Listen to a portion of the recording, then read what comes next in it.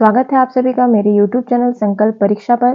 परीक्षा में आने वाले सभी प्रश्नों से जुड़ने के लिए चैनल को अभी सब्सक्राइब करें, बेल आइकन को प्रेस करें जिससे आप तक मेरी सभी वीडियो पहुंच सके और आप अपनी परीक्षा के लिए बहुत बेहतर कर सकें।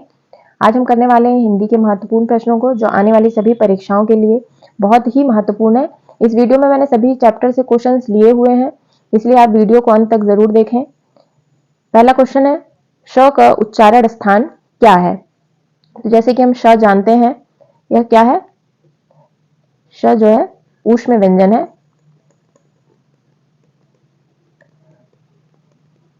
ना। और श, तीन तरह के श होते हैं ना, तो इन तीनों श का हम उच्चारण स्थान जान लेते हैं। जैसे ये जो षटकोर श है, इसका उच्चारण स्थान है मूर्धन्य। ये श का उच्चारण स्थान है दंत। और बड़ा श का जो उच्चारण स्थान है वह है तालव्य। तो तीनों श में अब आप कभी कंफ्यूज नहीं होंगे, क्योंकि यहां से आपको समझ में आ गया है जो बड़ा श है वह तालव्य, छोटा सा दंत, और षटकोर वाला श जो है उसका उच्चारण स्थान मूर्धन्य है। तो यहाँ पे इसका correct answer option number A है, तालव्य। नेक्स्ट क्वेश्चन, हिंदी साहित्य की प्रथम कहानी कौन सी है? कामायनी, इंदुमती, उर्वशी या यामा? तो ऑप्शन नंबर बी इसका करेक्ट आंसर है, इंदुमती प्रथम साहित्य की प्रथम कहानी है। इसके रचयिता अगर आपसे पूछता है तो कौन है? इसके रचयिता है किशोरी लाल जी। कामायनी के रचयिता कौन है? यह है जयशंकर प्रसाद। और उर्वशी के रचयिता कौन है? इसके रचयिता है दिनकर जी। और यामा के रचयिता महादेवी वर्मा, जिसके लिए इनको ज्ञानपीठ पुरस्कार भी मिला हुआ है। अगर आपसे पूछता है कि प्रथम समाचार पत्र कौन सा है, तो आप उसका क्या आंसर देंगे? उसका आंसर होगा उदंत मार्तंड प्रथम समाचार पत्र है। और अगर प्रथम नाटक पूछता है, तो प्रथम नाटक अगर आपके क्वेश्चन में आता है तो आपका आंसर होगा नहुष। तो साहित्य की प्रथम कहानी कौन सी है? इंदुमती, जो कि किशोरी लाल जी के द्वारा रचित है। ऑप्शन नंबर बी इसका करेक्ट आंसर है।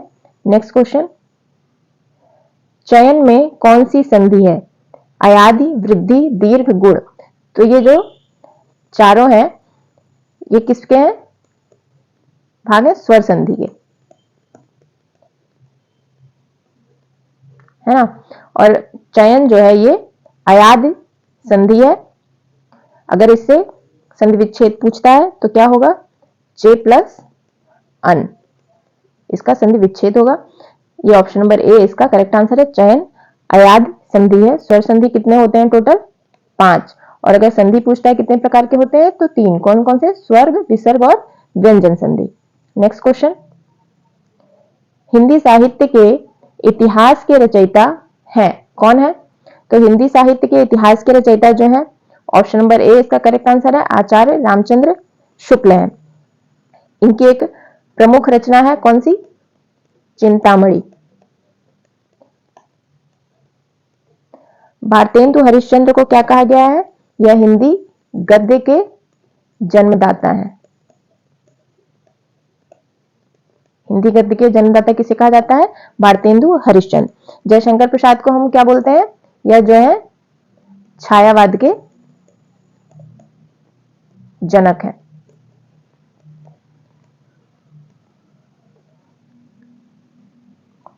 महादेवी वर्मा को क्या कहते हैं?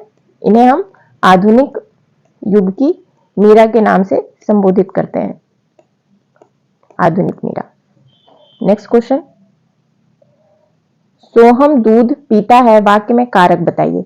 कर्म कारक, संप्रदान कारक, कर्ता कारक या फिर इनमें से कोई नहीं। तो कौन दूध पीता है? सोहम क्या करता है? दूध पीता है। तो कौन कर रहा है? कर्ता कार्य कर रहा है ना। ऑप्शन नंबर सी इसका करेक्ट आंसर है। Next question,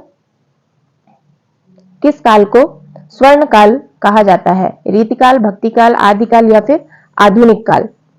option number B इसका करेक्ट आंसर है, भक्तिकाल को ही हम स्वर्ण काल के नाम से जानते हैं। नेक्स्ट क्वेश्चन, राम क्रिकेट खेलता है पर अच्छा नहीं, यह किस प्रकार का वाक्य है? तो आप यहाँ पे ध्यान दें कि यह किस शब्द से जुड़ा है, पर। तो वाक्य यह किसका है? Option number B correct answer है, संयुक्त वाक्य का है। यहाँ आप ट्रिक समझ लें इसको पहचानने की। कभी भी दो सेंटेंस अगर आपको पर,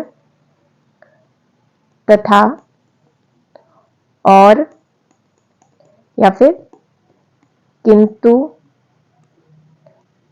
परंतु आदि से जुड़े हुए मिलते हैं तो वह संयुक्त वाक्य कहलाएंगे। नेक्स्ट क्वेश्चन,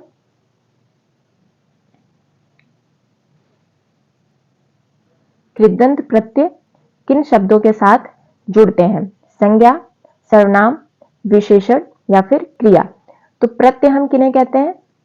जो कि शब्द के पीछे जुड़ते हैं, है ना। और प्रत्यय जो है यह दो प्रकार के होते हैं। कौन कौन से?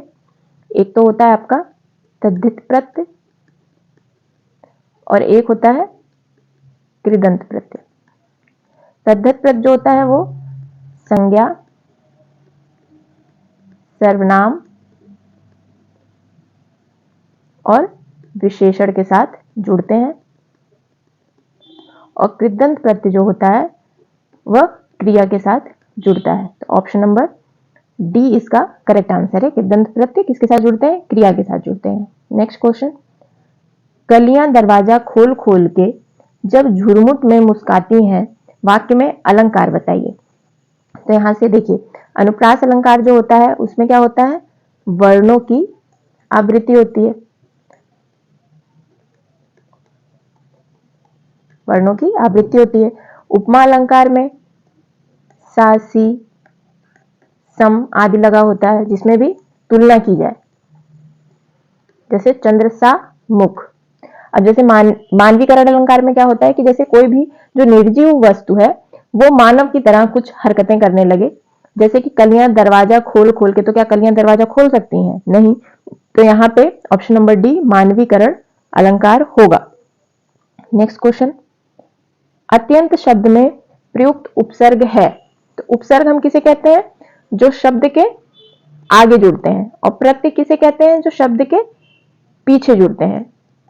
तो अत्यंत, जैसे कि प्रतिदिन है ना, प्रतिदिन, तो इसमें प्रति जो है यह उपसर्ग है। प्रति प्लस दिन होता है प्रतिदिन, तो आगे जुड़ा है प्रति, इसलिए यह उपसर्ग है। तो उसी प्रकार अत्यंत में जो उपसर्ग होगा वो होगा अति प्लस अंत। तो ऑप्शन नंबर सी इसका करेक्ट आंसर है। अति उपसर्ग अत्यंत में जुड़ा हुआ है। नेक्स्ट क्वेश्चन, ईश्वर तुम्हें सफलता दे किस प्रकार का वाक्य है? प्रश्नवाचक वाक्य में क्या होता है? उसमें कोई प्रश्न पूछा जाता है, जैसे क्या, कहां आदि। और सबसे जरूरी जो है वो प्रश्न चिन्ह लगा होता है वाक्य के अंत में। विस्मय बोधक में अरे हरे, है ना, इसमें कौन सा चिन्ह लगा होता है? विराम चिन्ह, और ये विस्मय बोधक चिन्ह लगा होता है। निषेधवाचक जैसे कि कहते हैं कि धूम्रपान करना मना है, तो निषेध है ना धूम्रपान करना, इसलिए यह निषेधवाचक हो गया। ऑप्शन नंबर डी इसका करेक्ट आंसर है। इच्छावाचक है कि ईश्वर तुम्हें सफलता दे। किसी भी प्रकार का आशीर्वाद की बात अगर होती है या फिर इच्छा की बात होती है, वरदान की बात होती है या शुभकामना की बात होती है, तो वहां पे हम इच्छावाचक टिक करेंगे। तो ईश्वर तुम्हें सफलता दे किस प्रकार का वाक्य है? इच्छावाचक। ऑप्शन नंबर डी इसका करेक्ट आंसर है। नेक्स्ट क्वेश्चन, अतीत के चलचित्र के रचयिता कौन है? तो अतीत के जो चलचित्र के रचयिता हैं वह है महादेवी वर्मा जी। इनकी एक प्रमुख रचना है कौन सी? यामा, जिसके लिए इन्हें क्या मिला था? अभी मैंने आपको बताया था पिछले क्वेश्चन में, ज्ञानपीठ पुरस्कार इन्हें मिला था। एक इनकी अन्य रचना है कौन सी? जैसे मेरा परिवार। इनकी जो प्रथम रचना, महादेवी वर्मा जी की जो प्रथम रचना थी ना, उसका नाम है निहार। आप इसको भी अपने नोटबुक में जरूर नोट करें। नेक्स्ट क्वेश्चन, मोहन बाजार जा रहा है, इस वाक्य में उद्देश्य क्या है? खरीदारी, मोहन, घूमना या फिर बाजार। तो उद्देश्य आपको लग रहा होगा कि वो बाजार जा रहा है या उसका उद्देश्य है, तो आप गलत है। वाक्य के जो होते हैं दो घटक होते हैं, क्या क्या? एक तो होता है उद्देश्य और एक होता है विधेय। और उद्देश्य जो होता है वो हमेशा कर्ता होता है, कर्ता को हम उद्देश्य हमेशा मानेंगे, और विधेय होता है कर्म। ठीक है, तो कर्ता यहाँ पे क्या है? मोहन। तो उद्देश्य क्या होगा? मोहन। मोहन बाजार जाता है, मोहन करता है, इसलिए मोहन उद्देश्य है। कर्ता ही हमेशा उद्देश्य होगा। ऑप्शन नंबर बी इसका करेक्ट आंसर है। पुरोहित में उपसर्ग है। पुरोहित में कौन सा उपसर्ग है? पुरः, पुरस, पुर या पुरो? ऑप्शन नंबर ए इसका करेक्ट आंसर है। पुरः इसका उपसर्ग है। पुरोहित कौन सी संधि है? या विसर्ग संधि है ना? विसर्ग संधि। और पूरा इसका उपसर्ग है। नेक्स्ट क्वेश्चन,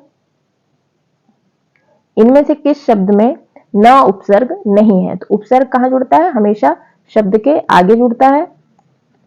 और अगर हम शब्द से उपसर्ग को अलग करते हैं ना, तो वह एक शब्द होना चाहिए, उसका कोई अर्थ होना चाहिए। तो अगर हम नाखुश को तोड़ते हैं, उसका विच्छेद करते हैं, तो क्या होगा? ना प्लस खुश। तो खुश शब्द है, बिल्कुल है। नालायक का क्या होगा? ना प्लस लायक। लायक भी शब्द है। यहां से अगर हम ना को तोड़ते हैं तो ना प्लस पसंद, तो पसंद भी आपका शब्द है।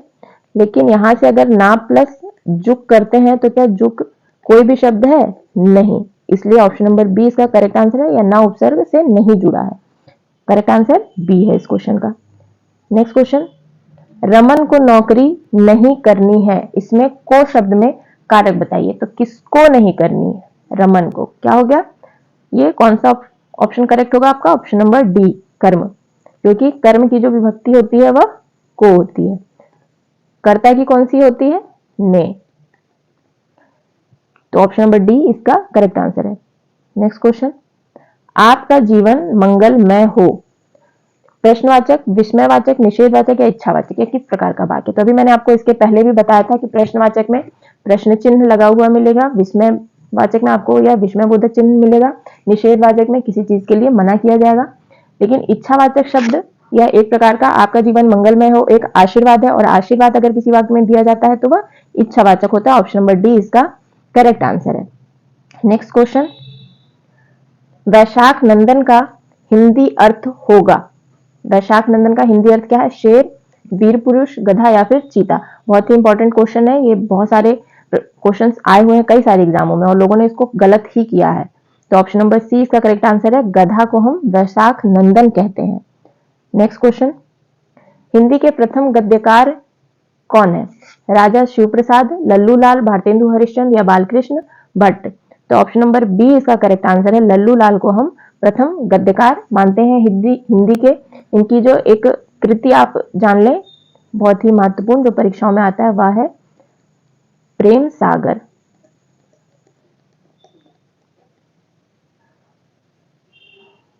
ऑप्शन नंबर बी इसका करेक्ट आंसर है। नेक्स्ट क्वेश्चन, बच्चे बस से पाठशाला जाते हैं, वाक्य में कारक बताइए। अपादान, संप्रदान, कर्म या फिर करण।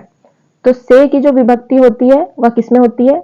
अपादान में होती है और करण में होती है। लेकिन अपादान में कब होती है? जब अलगाव हो रहा हो या फिर भय की बात हो, तब वहां अपादान होगा। और करण में जो से की विभक्ति है वो ये सही ऑप्शन है आपका, करण। अब जैसे अगर होता है कि बच्चे बस से गिर गए, तो बस से गिर गए मतलब बस से अलग हो गए, तो यहाँ पे से विभक्ति अलगाव के लिए हुआ, तब वहां अपादान आप टिक कर सकते थे कि बच्चे बस से गिर गए, बस से अलग हो गए। यहाँ पे से अलगाव के लिए प्रयोग हुआ है, तो यहाँ पे अपादान हो सकता था। लेकिन यहाँ पे बच्चे बस से पाठशाला जाते हैं, तो करण इसका सही ऑप्शन है। ऑप्शन नंबर डी इसका करेक्ट आंसर है।